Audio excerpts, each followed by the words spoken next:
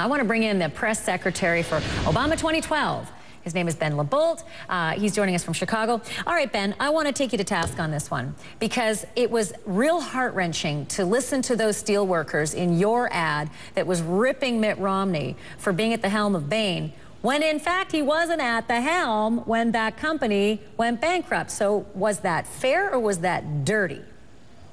Well, that's actually not accurate, Ashley. After he went to Salt Lake, he remained the owner of Bain. He was there when they loaded the company up with debt, put it on a path to bankruptcy, and ultimately 750 workers lost their jobs. Okay, I'll give you that. So sure, in name only, but Ben, you and I both know he was not managing the company at that time. He certainly was when they loaded the company up with debt and put it on a path to bankruptcy. And the fact is, you're missing dates and you're cheating here. He remained the owner of Bain. He left to do Salt Lake City. You know as well as I do, this is a way that you can twist things to be a good campaign ad. Is it fair and is it clean? Absolutely. Look, Mitt Romney has asked us to judge his tenure as a corporate buyout specialist. He's listed that as the lead qualification for his candidacy for presidency.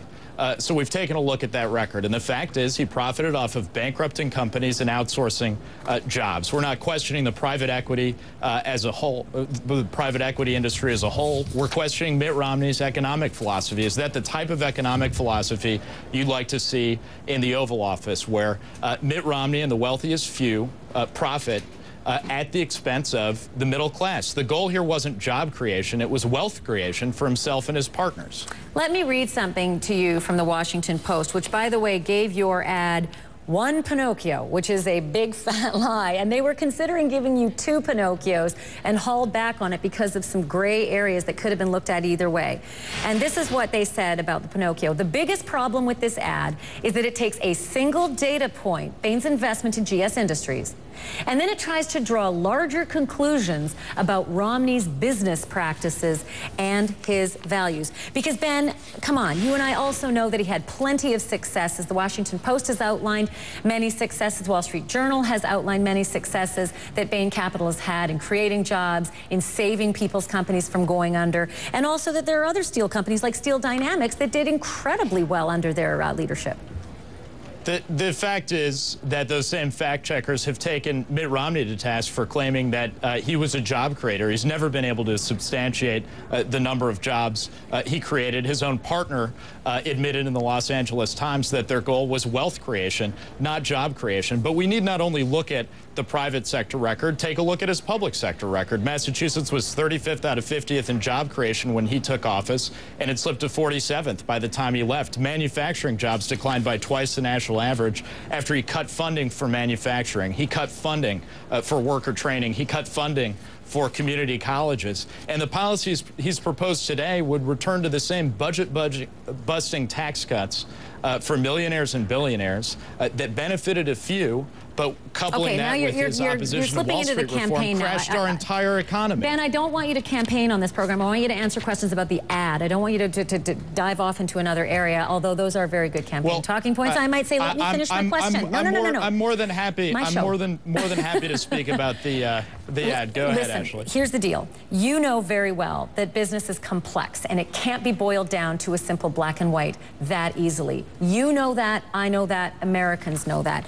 Don't you think it's a little unfair to take one plant that was already failing, that many analysts have said, had Bain not come in, it probably would have failed sooner, and that the steel industry was at its worst at this particular time, and then extrapolate that this guy's a job killer or a vulture capitalist? This isn't just one plant, Ashley. We can take a look at Dade Berry. Oh, you highlighted this one plant, Ben. You and your campaign highlighted this plant, and those workers were from this plant. There are many more that we'll be discussing, but here's what I think Americans will object to.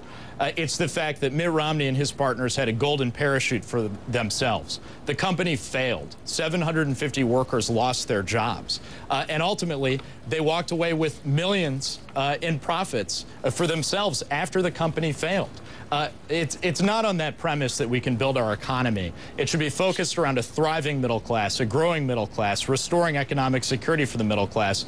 The workers paid a price here. Mitt Romney and his partners profited, And that is at the heart of well, Romney I will give this to you that Bain Capital loaded that company up with debt, and that certainly could have been a large factor, if not the biggest factor. That is undetermined by many who look at this industry. That could have been a determining factor in its demise. But it's also business, and they have done good things as well. So I will give you that point, but I will also somewhat take it back. But Ben LaBolt, I hope you come and spar with me again at some point. It's good to talk to you. Thanks for having me. Keep it clean out there, for heaven's sake. We're out here, we hate that crap on our television. Be nice to each other. Pump your own guy up. Don't tear the other guy down. It's nicer for the Americans. Thanks, Ben. Okay, so $74,000.